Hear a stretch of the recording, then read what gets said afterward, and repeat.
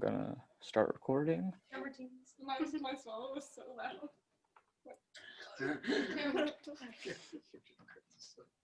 Please. All right, I'm ready to roll. If you guys are. Huh? Sorry. You guys ready? Yeah, for sure. Cool. My name is Aaron Rhodes, and you're listening to the Shuttlecock podcast. We're sponsored by the Vinyl Underground at 7th Heaven, offering new and used vinyl at 76 and Troost in Kansas City, Missouri. This week on the show, we have Oxford Remedy. How you guys doing? Great. Awesome. Yeah. So some of you guys are from the Kansas City area, and others are from Lawrence. Is that right? Not anymore. Not No, yeah. So me and Grace live about like 30 minutes outside of Kansas City, and they're both from like Parkville. We're from like Parkville. Okay, cool. No, yeah. And you, Kate and Grace, are you guys siblings? Yes, we're Yeah, sisters. Awesome. Yeah, I was wondering if it was a sister thing, a cousin thing, but Yep, sisters. got that figured out. So yeah, how did you guys all originally meet? I mean, School of Rock. Yeah, in Parkville. Yeah. There's this program that like called School of Rock that teaches kids like lessons, and then they have like shows where they play a bunch of covers, and you get assigned songs, you learn them, all that. Yeah, we all went there for like a lot of our like childhood. Yeah, several years. Like a lot. Couple of years. We all met there, except for me and Kate. I didn't meet Kate until joining Oxford. Mm-hmm. But Okay. Kate and Jason and I met at School of Rock. Yeah. And you guys didn't know me that well, but you guys needed a bassist. Yeah, yeah. I was We were like, like, who do we Yeah. know remotely that plays bass? So they called Yeah. me, and then I came and played bass. And then eventually, like down the line, another drummer got kicked out, and we were like, well, I know Brody from School of Rock, so. Yeah. how old were you guys all when you like started going to the School of Rock stuff? Oh gosh. You guys gotta answer that one. Yeah, first. okay, so me and Grace, I think we were like 10? Yeah, 10 or 11. Probably, yeah, 10 or 11 when we started going to School of Rock. I don't know about you I guys. was about 12 when I started going there. Mm. Yeah, I was about 14. 14. Yeah, and then, 12? yeah, we went Oh, there I for a know few that. years, and then we decided that we wanted to do something outside of that, so we started the Yeah. band, and then Brody came along. Once Yeah. we started Oxford, we all kind of left. Yeah. So the Oxford wasn't like was it the same band when you were performing at the school, or like did it kind of change into Oxford like later on? Like the thing with like School of Rock and how like that thing like works is like for every song or whatever, there's a random group of people. So you like the only time you really get to know people, like spend time with them, is like when you're not playing like songs, like when you're not playing any songs in the group. So I think that was how like me and Grace got close because of that. Me and Sydney got close because of that. And then it was separate. yeah, it was more of like a separate sort of.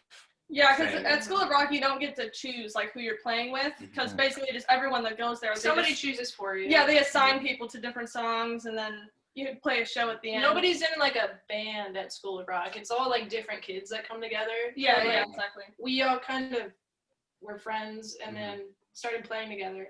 Mm. And we clicked well, so then we like did stuff outside of School of Rock. Yeah. Did you guys have like a lot of like favorite artists or other stuff in common when you first kind of got together independently?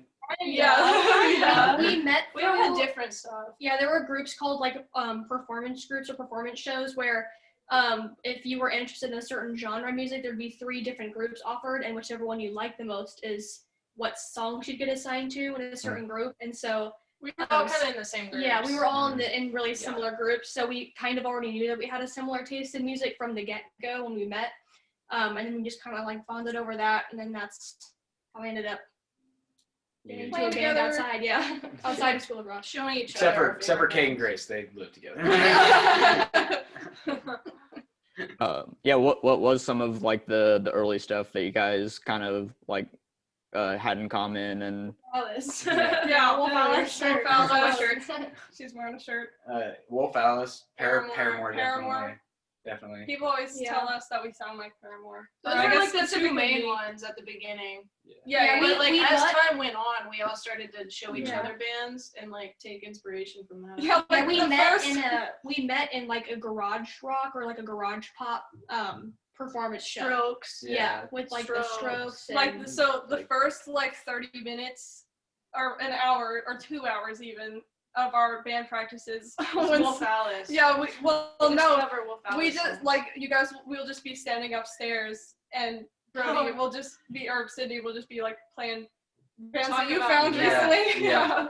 so we just share a Yeah. bunch of music Now Wolf it's Alice, Paramore. yeah. yeah Now like it's a lot more people. Yeah, now like, it's just a like Soccer Mommy, Beach Bunny, Mama. Snail Mail, Mama, Wallows. Yeah.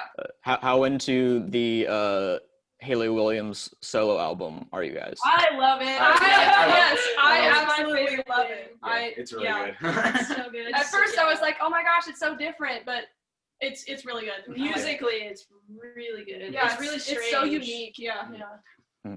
No, yeah, and like I haven't listened to it like that album more than once or twice, and I don't also know much of the like kind of later era Paramore stuff, but I get the sense that they were kind of moving in a like a poppier, like a less like rock Yeah, rock instrumentation setup. Electronic. So yeah, I guess it makes sense if you kind of have tracked the band for that long. for sure. No, yeah, and so you kind of all got along over the bands that you've been talking about, but I guess to backtrack a tiny bit, like I guess each of you individually could answer like what some of the first music you kind of discovered on your own or like were introduced to by like family and friends was that kind of just got you interested in playing or just kind of listening on your own. Yeah, I think Grace. Grace, you go. First. What inspired me to start playing guitar like the first place when I was like 10 is my parents put a Zeppelin concert, that recorded Zeppelin concert on TV, and that kind of like inspired me. That's why I ever started playing. And when I got to School of Rock, really the only music I'd heard is like stuff that like some of my friends had listened to, so like early 2000s, like kind of pop, I guess. Yeah, And yeah. so when I went to School of Rock, it was a like, I don't know, it was like an overflow of like, oh, there's like so much different kinds of music and kinds of artists out there. So I played in like so many different genres of like the performance shows.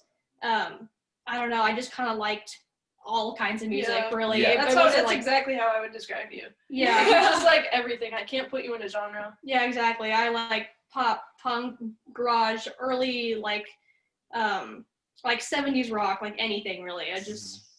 Music. I just really like music in general. Yeah. I just Yeah, so for me, like, so I actually started on piano. And so I started with all the like classic, like Elton John, Billy Joel, or even like the Rolling Stones or something. And started just like learning those songs to figure out what I liked to play and stuff. And then as time went on and I kind of moved on from like the classic rock phase of my life, I started finding more like indie alternative bands like like Cage the Elephant or even like Paramore. I was a huge Paramore fan for a really long time. Still are. I still am, yeah, I really still am. Oh, it seems like a lot of like female rock singers kind of get pegged as like a Paramore thing when people just don't listen that closely, and Oh my that's God. like the one like female rock singer they know. That So just it's- resonated with me Yeah. so Yeah. much. We get But that. in your case, you did happen to be a big fan and kind of Yeah. inspired. Yeah, I was a big fan. And I guess it like partially bothers me sometimes when you guys are like, "Oh, you sound like Paramore," because I don't want to feel like I'm copying them. Yeah. You definitely take a lot of inspiration, Yeah, but like in a good way. yeah, exactly. I don't want to like. I don't want to be like a copycat, but Yeah. yeah. For me, like the reason the first like music I ever heard was like kind of what Grace said. It was Zeppelin 2. That album was like the first music I ever heard. They're still my favorite band to this day. And then like the reason I even started getting interested in like playing music at all, specifically drums, was because of the police, because they're just I don't know how their sound comes from 3 people. It seems impossible. But and then yeah, now it's just been from there. It's been like I don't really like seek out like music like by myself. I feel like I have to look like for like a sound I'm looking for, or like stuff I have in my head for like what I'm in the mood for, and then I like what I listen to like now. I try and go like and look like what other people are listening to that are like that, and that's how I find like a lot of music like that. That's how I found like Wallows and like Dayglow and stuff like that. Like they're just like some of my favorite artists right now, and I like a lot of solo indie artists that are doing a lot of stuff. So like stuff like that is also really cool to me, and just I seek out a lot of things that have like really good like production and like just are actually sound really good. So I guess it was just like things like that, but like the early stuff like Zeppelin, like I was a huge Pink Floyd fan. I love Pink Floyd, and then like the Police and a lot of 70s bands like that were just like opened my eyes. Yeah. For me, I was always kind of into like the indie stuff since I started. I kind of started late because I wanted to start playing guitar, but I sucked at guitar. And then somebody said something about playing bass, and I was like, I don't want to play bass. And then I started playing bass. And a lot of the stuff I listened to was like Two Door Cinema Club for sure was like a huge inspiration when I first started. Stuff like The Strokes, like early 2000s garage rock for sure. Like The Killers, Queens of the Stone Age. And then I got to School of Rock, and then people were kind of like pushing me towards like a classic rock direction. I didn't really want to go into classic rock. I wasn't like a big fan. Now I am, but back then I was not. And then, so I just kind of always started with like 2000s garage rock, indie type stuff. And, I still like that stuff a lot, but now it's just kind of a little bit more obscure.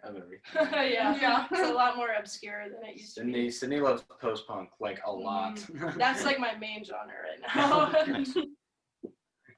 now. So when you guys like, well, I'm sure part of it's coming from the School of Rock thing where you are learning a lot of like covers when you do That's that. like, that's all you're learning. Yeah. So I'm kind of curious how, and like I saw like a bunch of old YouTube videos of you guys doing a lot of those covers, and I'm kind of wondering how like just the kind of genesis of like you guys starting to write your own music for the first time, and like when you decided that you really wanted to branch out and do that, and how those kind of first songs you wrote came together. It was kind of like an accident. Yeah, so I think when we first started writing music, I don't think we were really like intending on starting to write original music. We needed original music for some sets. Yeah, so like when Oxford Remedy first started, we only played covers, just like School of Rock, because that's But really... covers that we liked. A lot more indie covers and stuff. Yeah, so then we started getting gigs where they were like, you need to have original music, you can't just do a full set of covers. And so we were like, oh, maybe I guess we gotta write original music now. Yeah, so we kind of just started put some stuff together. Yeah, we just tried to like write whatever music, and our first songs were very bad. Yeah, our first songs were not our taste of music at all. Yeah, we played them for a little bit, and then we were like, now we should do something And we also else. had a different member at the time that was singing, and we just weren't going that direction. And then I brought a song that I had written to the band, and Kate asked if she could sing, and I was like, yeah, yeah, you should sing, because we wanted to go a different direction. I was like, let's just see how it sounds. And then that was when you wrote the lyrics to Vending Machine. And that's when we were like, okay, Kate's our singer now. Yeah, sure. a lot of our songs come from someone coming in to practice with like a little riff, whether it's like an entire chorus and verse, or if it's just like, oh, here's this little like riff that I wrote. It seems kind of cool, and we should try and do something with this, and then we'll just mess around and fill in the blank spaces over our practice. And We got tired right of now it's been covers. Brody a lot. He's been bringing a lot. I do that like every weekend. Yeah, I basically. can't let things like sit. I'm always writing stuff. I think Yeah, we so just- it's been a lot of Brody recently, bringing stuff to the drawing Table. board, I guess. And We just got tired of playing covers. Yeah, Once we honestly. started writing some stuff with Kate singing, then we were like, okay, let's really start Mhm. getting the ball rolling. So then we just kept writing stuff. Mm. No, yeah, and I think maybe most of them aren't like on the YouTube channel still, but you guys were posting like you probably had like dozens of videos on there at one point of just like live performances and stuff. Yeah. And you guys have I don't remember what the number is, but you have like a pretty large YouTube following. I'm pretty sure. Yeah. So like was there like one or two videos that you posted that got all these people paying attention, or was it kind of like a slow build over time? Okay, so basically, when we had just kind of started writing music, and we were doing just a few originals, but we didn't have enough to do a full set, so we still did a lot of covers. And we had this gig that it was like part of some sort of festival thing. Back to school festival. Yeah, but we were Smithville. we were invited like very last minute. So we basically set up our stage. But we thought we were playing on the main stage. Yeah, but they were like, no, you're playing in this like alleyway behind this restaurant. By the dumpsters. Yeah, and there was like no one there except for our parents. But it was hot. yeah, it was like 102 crazy hot degrees. outside. Yeah, it was just like not Terrible. that great. But we one of our parents got a recording of us playing "Say It Ain't So" by Weezer. We were like 14 to 15 years old. Yeah, and so they posted it on YouTube, and that video for some Blew up. reason, yeah, it got just so many views. We played it wrong. Yeah, we played it wrong. It was like not good. Lyrics were wrong.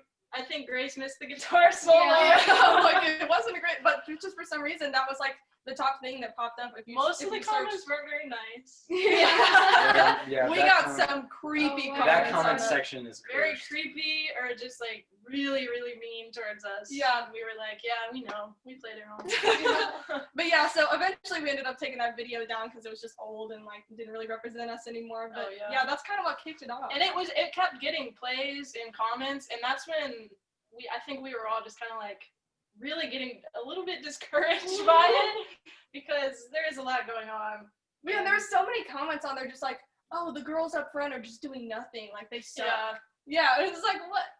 it was Yeah. really bad. It was really like the comments were were the battle sexist. zone. The comments were extremely sexist. Yeah, a It lot was of all them. about us. We were like 15 and 14 years old, and they were talking about some pretty bad stuff Yeah. about us. It was Yeah, so not we okay. took the video down, but That's what It had- initially. I think we started. took it down at like 500,000 views. something like that, yeah. I don't remember. But it seems like you got like enough subscribers out of that have been like following along since then. And like I you look at the comment sections on some of the original stuff, and there's a lot of people just very excited, and it seems Yeah, we pretty did- encouraging at this point. You've kind of, It I makes guess, me so weeded happy. out. Like people used to go to our old videos and be like, when are you guys gonna post new stuff? Yeah. And, We like, still get people that message us on Instagram. They're like, "Found you from your Say It Ain't So video." That's so weird. Like, Like, what? it's not even up anymore. Yeah. Oh, that's fun. So one thing, like one of my favorite things about the band is I really love Kate's like vocal delivery and kind of like rhythm. And so I was wondering how like you kind of got into like how you kind of developed that and how it's kind of changed over time. well, so back to School of Rock. I Pay us, please. Sponsored, not sponsored. Yeah. Anyway, so I started on piano, and then I went to like bass guitar and then guitar, and I just like experimented with a bunch of different instruments. And I think singing was one of the like last things that I tried doing there, and I never really considered myself a singer. They made you Yeah, they were just like, "Hey, sing on this song," and so I was because like, we needed fine. singers. yeah, so I started singing there, and then when we came to Oxford Remedy, I would just kind of sing backing vocals, and not really have an important part on a lot of songs. And then I like started writing lyrics, even though I had no intention of bringing them into the band. I would just kind of write lyrics sometimes. And then all of a sudden one day we were writing this new song, like Vending Machine. The instrumental part. Yeah, and I was like, you know what? I have some lyrics that could probably go along to this song. And We had nothing to lose. Yeah. Here you go. Yeah, so I just kind of went for it, and I think my singing has changed a lot since Vending Machine, even. And fake, Yeah. even fake. Yeah, so like from So Vending Machine different. to Fake, and then to our EP, like I feel like I've developed my voice a lot and kind So of figured different. out what I wanted to sound like and stuff. Because I think in the early days I was just kind of like, just doing whatever worked. And then now I kind of have like We an all idea. developed our sound. Yeah. Like, I feel like us developing our sound helped you. Yeah. Yeah, we all kind of played off of each other. We're definitely very self-aware of Yeah. how we play. Yeah. Yes, for sure. But yeah, it's. I mean, I would even say my voice is still developing. Yeah. It's just kind of. I would say, like, from the EP that we, like, just released, I would probably say that's different. Yeah. Like, Yeah. I would say, Yeah, me like, the too. new stuff that we're gonna release is probably gonna be so different. Yeah. Singing It wise. is. Yeah.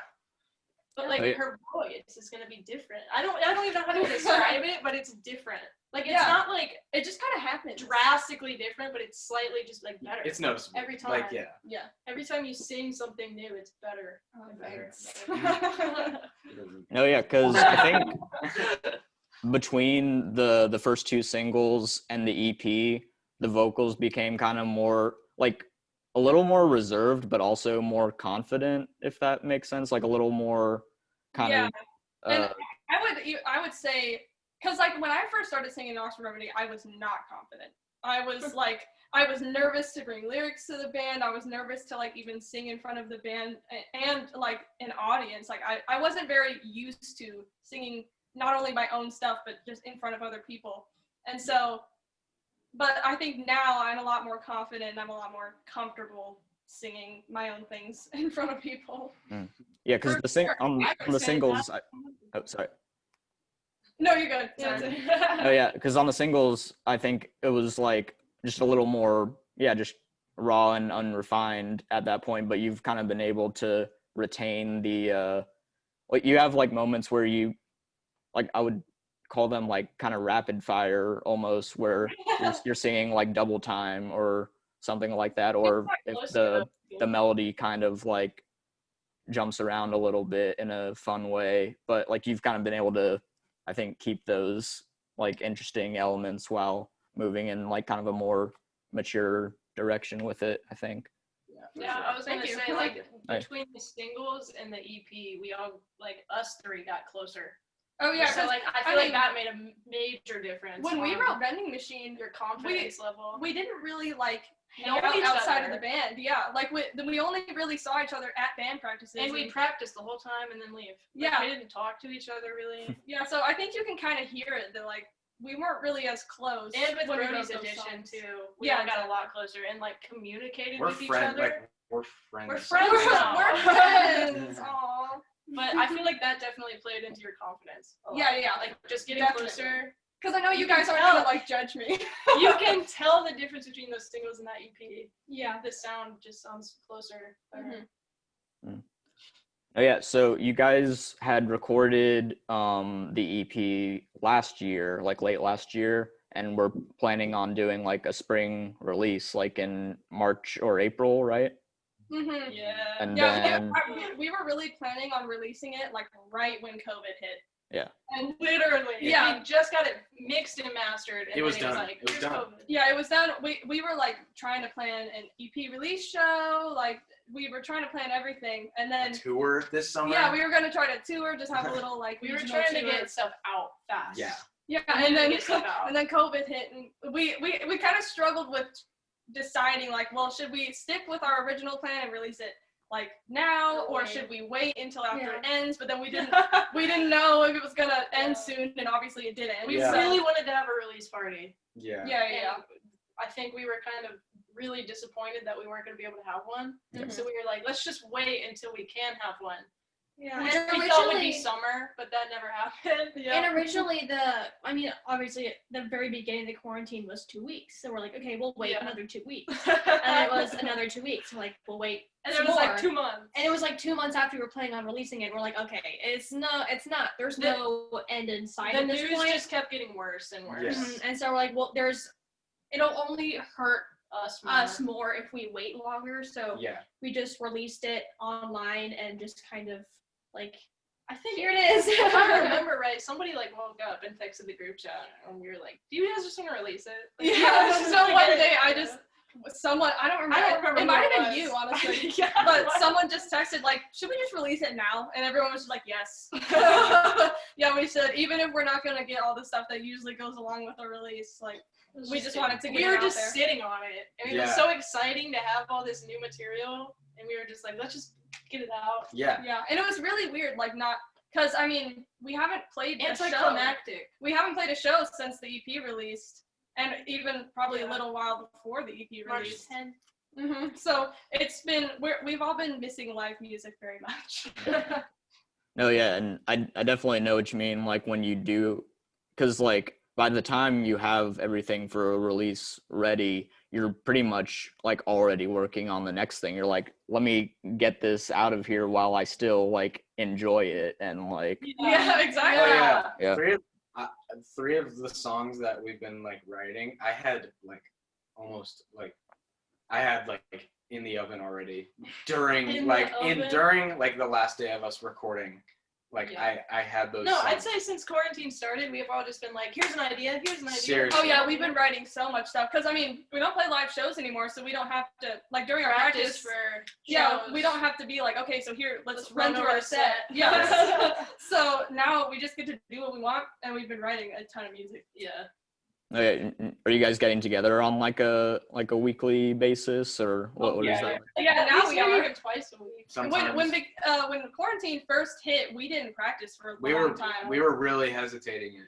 Yeah, because we didn't want to risk like getting together, and Yep. because I mean nobody knew what was going on. Really, we still don't know what's going on. Yeah. Yeah. But we're all being super safe. Yeah, we're all individually. wearing masks, social distancing, all of that. So we decided it would probably be safe for us to get together. And you guys said that the stuff you've been writing has kind of continued to kind of grow stylistically from the EP. So in what ways would you say things have been changing over the last 6 months?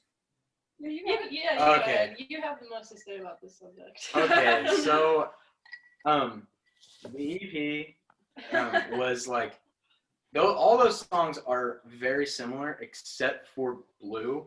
Blue is like the outlier on that. Yeah, I'd say so. Except for like the end, I guess you could say. But like that's the most recent thing we wrote. that's the most like recent thing. We wrote that like basicly in studio. We were still writing. Yeah, it was That's- still in the process yeah. of getting finished. Yeah, like we started recording. Blue wasn't done. Blue was not done.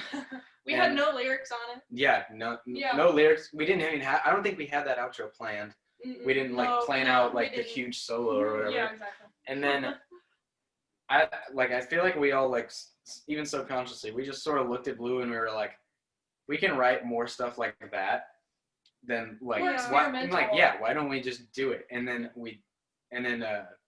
came in with Cindy. I think something came in with like a new like just bass riff that was really like a lot different than what But I would say like my personal standpoint was I was listening to a lot of music. Yeah, seriously. And I had so many inspirations, and I was like really tired of the EP sound after recording it and listening to it all day, every day. I was like, I was picking out things that I didn't like and stuff that I did like, and I wanted to sound more like the bands that I listened to, so I brought them this riff that was like super different from the EP. Super different. I think even like personally, when we were writing the EP, I know I was really worried about like trying to stick with our sound. We didn't even like I don't think we ever established a sound. Well, I mean, just with the general like EP sound, I was really worried about like having the songs all fit together. And Blue was one of those ones that we were like, yeah, we were like, this doesn't really fit. fit. But then we just kind of realized, I think like we can just do what we want to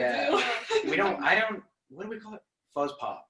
Yeah, Fuzz pop. we play fuzz pop, and then Now it's way different. a lot of things. And this next like project or whatever we're doing is like Way it's different. longer, and it's like I'd say more matured. I think more matured and like sort of they're not like this isn't. We didn't think of this album as like We didn't full-on, try like, to go different. yeah. We didn't like force it really. It We just didn't. happened. It just happened, and we've written so many like types of songs. Yeah. Like, Yeah. this new like album we're gonna do is like all over the place. You were still Yeah. fairly new to the Brody was fairly new to the band Mhm. when we had the EP. We had already written some of the songs 3 songs, without right? Brody, and so like I would say once we were done with the EP out of the way, Mhm. that's when we could actually really start writing with you, Mhm. and that's when everything changed like completely. That's Yeah. what I would say. Yeah, like the one that is, there's one on that we have completely done, like Mhm. ready and like to be recorded and all that. I'd say that one sounds similar. And that one sounds the most similar to Mhm. like the EP to the EP. singles Yeah, but everything else that we've written is really like different. really different from Yeah, each other. but in a good way. But in a very good I like way. it. I'm excited to play them. Yeah. Except to release them. Yeah. Nice. And so I was kind of wondering, well, the EP that you guys put out in May was called, for those who know, Tell Me What I'm Supposed to Do. So It's a mouthful. It's good. I like it. But it has a lot of well, when you guys play live, you have set up like those little prop TVs with the static on them, and the EP cover has a TV on it. So I was wondering what inspired some of that imagery, or what made you feel like it fit with the songs. You want to take this one? yeah. Okay, so I had the idea for the TVs randomly one night because I've always had a really hard time trying to figure out what Oxford's image is. Or like every band has like their thing. And I just could not for the life of me like figure out what our thing was because I had never heard music like the music that we were writing. And I guess maybe it's different because we were writing it and I was a part of it and couldn't figure it out. But I was like, the only thing that I can think of is just like static. Like nothing comes to my head when I think about our image. Which is kind of funny. And then That's I was really like, ironic. I was like, static TVs, like old TVs with static on them. And I brought the idea to my dad, and my dad was like, yes, that's it. And he was like, let's go get TVs now. And so we went to go look for TVs, and my dad and I went and looked for like old vintage, Like CRT. yeah. Like travel TVs that Yeah. we had in the 80s. Yeah. And we had to buy them on like Facebook Marketplace. Yeah. And they were like really Nice. sketchy. It was sketchy. It was weird. Yeah. But I got some of those, and then we just put them on stage, and it worked. Yeah. Now all of them are like Yeah. broken. Yeah. You guys have a TV budget? Yeah. I just try to look for people that have them in their garage. Yeah, That don't because do everyone. anything with them. Yeah, Everybody has that TV. Yeah. Everybody has like a TV in their garage that they don't use. That's like a big box TV. Yeah. And every time I see it, I'm like, can I have that? We need that. And it has to play static too. Yeah, it can't be like that blue Yeah. screen that says like. I got one that had the blue screen, and it was terrible. Brody and I figured it out at a show. Remember Yeah. that? The No, yeah, because rodeo? you're like, why is this not like static. static? And you're like, and like checked everything on it, changed everything on it, and it was just a blank blue I'm screen. trying to learn about TVs after using them for so long. Yeah. That not all the box TVs play static. Yeah. It's just shocking. Not all the box It's TVs just like play this static. obnoxious blue Yeah. neon screen. You're like, well, that Yeah, doesn't- and Brody's blind like, people. Brody Yeah. goes, I mean, we can still put it on stage. And I was like, that's so obnoxious. That's so terrible. It's just bright blue in people's faces. Yeah. That could be. It's fun to kind of fuck with your crowd sometimes though. So Yeah. like, why not? You know. It was No, yeah. If anybody listening has an old television, it's at Oxford Remedy on Yeah. Instagram, and can send it to you guys maybe.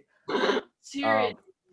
No, yeah. So I mean, maybe I'm reading two and two like a random thing, but like yeah, the static TV image does seem kind of cool, just like as a representation maybe of like a search for like an image or an identity, which I think plays a little bit into some of the songs. Now, like 100%.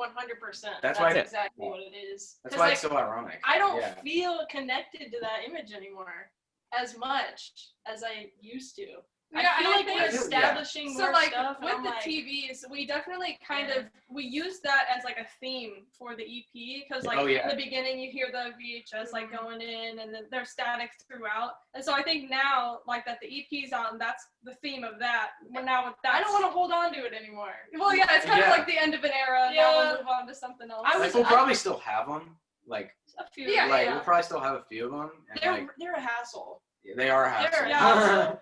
And I have like 10 of them in my car at all times. It's so annoying. No, And yeah, they're- I was just watching the KJHK session, and I'm like, wow, they have to bring like a power strip, I'm sure, to like. Yeah. That's Yeah. another thing. They take so much power, and all the cords are like this big. Yeah, they're like so much short. They They're have so to be Extension so- cords, everything. for real. So part of it is just we're tired of it, and also I don't think we I feel think as we're just moving connected on. Yeah, to we're it just moving anymore. on. I think it's just natural. We're just moving on. And Yeah. I, No. I see bands all the time do stuff with static TVs and TVs. Have Yeah. you guys noticed that? Yeah, I Yeah. know. I'm like, dang. Especially after we started doing it, I started noticing. Yeah, other and I'm people like, doing it. okay, Yeah, we just can't do because this anymore. now it's in our heads, we're like noticing a lot. It more. doesn't seem Oh. so original anymore. Even Yeah. though it was. Like, I swear, didn't copy that from anybody, but Yeah. now I Yeah. just we're copying. And everyone that saw a set during the TV era can kind of feel good knowing they saw that. They're the real fans. I The definitely day feel like ones. The day ones, one. yeah. I want to keep that little TV on our EP cover because I still have that and it still works. So I don't think that one will ever stop working. Fingers crossed. Oh, 'cause it's now my that you said favorite. It's gonna explode. It's about to. Oh, yeah. So, did all of you guys like just finish high school this last year, or Okay, so no? me and Grace just graduated, and now we're Huh. freshmen in college. they're 18. Yeah, we're going to UMKC. That was an interesting high school graduation. I'm sure. And then Sydney, I got out of school early. yeah, I got out of school like 3 years ago. 3 years ago. Yeah, I got out of school my junior year and got my GED test because I couldn't do it anymore. I did not like high school. And Brody then, is the youngest. I'm definitely the youngest. I turned 17 last week, and I just started my junior year of high school, which is really Baby. Very exciting.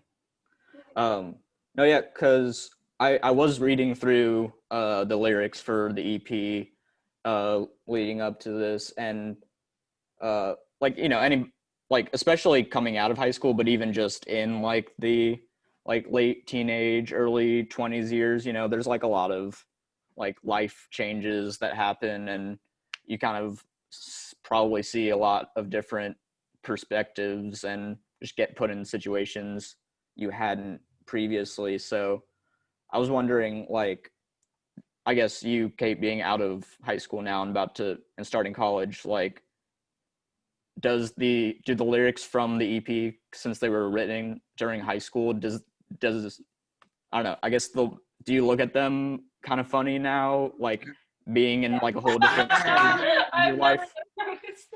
No, okay, Never so even thought of that. I think so. That I still can kind of relate to the lyrics. Yeah. I think sometimes I relate to them differently than how I originally intended. But okay, stop laughing. Stop. Okay, so a lot of the songs that are on the EP are about very specific situations or very specific people. Yeah. I'm not gonna say who, but yeah, one of them. You can save it for that one. Okay. So very specifically, "Are You Satisfied?" is about one of my teachers from high school because I absolutely hated her, and She hated everyone else. she hated everyone. She was just mean. Like, I just did not enjoy that class, and I had Kate's a good student. I had very strong feelings about that, so I wrote "Are You Satisfied?" And so yeah, obviously I don't have her You as don't a relate teacher to that. anymore. I can't like specifically be like, screw you, teacher. But I think that song can relate to, other more than situations. teachers, Yeah. more than just. But it's funny when you think about Yeah. it. Teacher. I've definitely, because like I wrote those lyrics in a very specific period of my life. Yeah. So now that I've moved on from there, the lyrics mean something different to me now, I think, than they did at the time. Yeah, no, and I didn't say that to like poke fun or anything, but it like No, at least in my personal experience, like after getting out of high school, like you kind of think back and you're like, oh, that's crazy that I let all of these different like kind of social things and just other situations like consume so much of my thought process and everything. Yeah. So, No, I can totally relate to that. Again, it was about, I don't want to say it, No. but yeah, that was very much like High school. Yeah, it was very high school. It was very much like I'm not bothered by what was bothering me at the time anymore. So, yeah, it's interesting to see how I can relate my own lyrics. It's like a time capsule. It is like a Yeah. time capsule. It's like I can look back and be like, oh my gosh, I that's like remember almost exactly it's what like I was thinking when I it's wrote like a this song. completely different person, but I still can relate to them. yeah. So do you guys like do you have any plans for the rest of, I guess what the pandemic is right now? Like nobody really knows what's gonna happen in the next 6 months or year or whatever, but do you guys plan on like live streaming or just continuing to write, or what's up? Yeah, we've been trying to line up a good time for trying to live stream a like little show, just like, I don't know, whether like in our like practice space or Like a professional live stream. yeah, Like yeah. something really set up. Maybe sell or tickets. like there's a lot of venues that are setting up to where you can live stream something or record something at the venue and then like sell Sell it. tickets to watch that like virtual show kind of. Yep. And we are also we've done like Instagram live streaming a couple times. We really just do that to let people know that we're not like Yeah, dead. because we don't have anything to post. Yeah. There's, like nothing to post about shows. We're like, we're It's still a band. really hard to like get pictures done to post. Yeah. We finally managed to line up one show at Benedictine College in late October. And of course everything is going to be Super socially super distanced. distance. Everyone's going to be way far apart, masks for everyone, including us Us. and everything. So it's kind of difficult trying to balance COVID and this. COVID in this, like- considering how like so many venues, like we don't really know if a lot of venues are like going to survive the pandemic, which is really, really scary. We're also just writing a lot. We're working on an album that we'd like to finish up at least this year, like try to get to a point where we can release it next year. That's literally it. And I Just think writing for the rest yeah. of the year, pretty much. yeah, and I think for like the most part, like writing right now, I think writing, because I don't think we started writing songs we have now in the mindset of, oh, we're gonna write an album. We just started writing new stuff. We were And like, then it was like, oh, we gotta release an album. Yeah, it was we like- have so much Well, stuff. we had just a bunch of like starts of songs or just like a chorus or something, and then one day we sat down and like figured out what all we Everything. had, and we figured out that we had enough for an album, and so we were like, I mean, And it worked we out could do because this. we needed to release an album. We wanted to release an album. Yeah. It would be weird to release like another EP or a single. yeah. And we're still gonna be releasing like Yeah, we'll still I would say like maybe probably like 2 to 3 singles before we release the album, and stuff like I felt like that was something I've always like wanted to do, is like release stuff leading up to like a big release, because right now I feel like we're very much aware that like singles now are like what people listen to, and like it's just especially in like the indie like community, like Easier to get out. yeah, it's way easier to get out. Like you can take your time with them, and I feel like it might hit a lot harder than just this, because an album for a lot of people, especially like in like the streaming age with Spotify and everything, can seem kind of intimidating. Yeah. So like breaking it down into some songs before they get the whole Dang. experience is a lot more Makes consumable. people want to listen to the full album. Yeah. Just hypes up the anticipation. So I guess we're just gonna start recording ourselves and yeah, writing, and that's how we're gonna finish yeah, off it's the year. it's a very weird change from going to, because for the EP we recorded in like a professional studio Mhm. in Saved up money. at JTL Studios with Braxton and Matlock. And With COVID, we just don't have money. yeah, we don't have money. Yeah. It's like not like it's like not safe to do. Like, and Brody's learning all about like recording stuff. yeah. And so he just offered. Yeah, I was like, we can record. We can like, do this ourselves. Yeah, this is something that we can do ourselves. So That's why how not? we're gonna finish off this year. Yeah. Nice. That's what like a lot of people are doing right now. That's why I wasn't as scared to do it. Yeah. Because I'm thinking about it, I was like, Nobody has anything else yeah, to do. yeah. Because I was like, we have enough things for an album. I didn't want to be like, well, I guess we'll just have to wait until we have studio time. Well, when will that be? And another more 2 than years? $5,000 this time. Yeah, Like a lot. the EP was a very expensive endeavor, and the album was about double. Yeah, it would be a lot Yeah. more. And with COVID and stuff, we don't have jobs really. I mean, we do have jobs, but We don't slowed income. slow. Well, yeah, we don't get money as a band. Yeah. Because we used to save up our show money Yeah. for It's not band happening. things, and now we don't get that money anymore. Yeah. And we get money from like streaming services from CD Baby, but it's still tough. but it's and right now we're trying to put that towards more like merch sort of stuff. Yeah. So yeah, that's another thing we're doing this year. Oh yeah, we're making Yeah, new merch finally. Now that we finally have enough money. Yeah. I remember you guys had some. Was it the art from Fake that you guys like? Yeah, was it T-shirts of that? And Yeah, we did. Yeah. Yeah, we had that, and then we have one that just said Oxford Remedy on it, Mm-hmm. and we had vending machine ones for a while. But yeah. What? Oh yeah, we did. We did? You're about to just make me look stupid. I forgot that we had those. Yeah. But yeah, Oh, yeah. so everyone always asks, when are you guys gonna get new Every merch? show. We're like, I don't know, we're trying. We just don't have money. Because we were spending all of our money on recording for a while, so we didn't have money for merch. It's so hard with money. Now we finally are COVID getting merch figured out. We figured out, and we have now like the resources to do this Screen like, printing this, by yes, ourselves. that by ourselves and record an album by ourselves. Like, yeah, we have like the means to do that now. So we were just like, why not? Yeah. We know people, we know places that we can do this, and we know how to do it. We so, just want to get that done, finished really fast, so we can put that out. Yeah. Exactly. That's exciting. Do you guys have a web store right now? No, that's another thing we have to get put up. Yeah, we're gonna set it up once we get our merch figured out and made. Yeah, once we get Yeah. everything screen printed. We have a website, but we don't have like a place to go buy stuff. Yeah, on. the website has literally everything except a shop right now. Yeah, and we need to get that up. Yeah. Yeah, where can people find all the music and social media and everything else they need to check you guys out?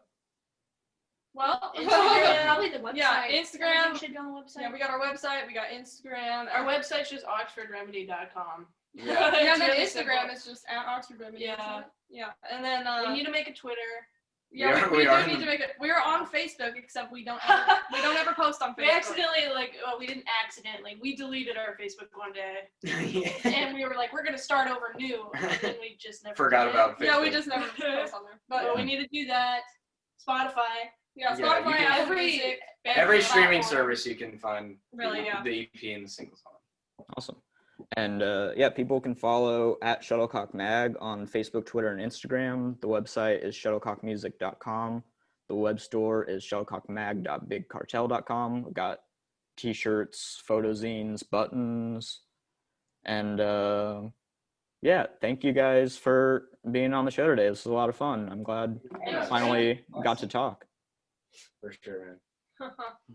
Awesome. Well, yeah, have a good rest of your evening. Did you guys just finish practicing? Are you about to? Or Oh, I just got off work. here. I just Yeah. got off work, so yeah, we just But came yeah. by. Well, yeah, thank you for having us. Yeah, This was a thanks. lot yeah, of course. It's good to talk, see someone's face. Yeah, Yeah. somebody. Oh yeah, I think we could all use more of that right now. Yeah. Yeah, thank you, man. Yeah.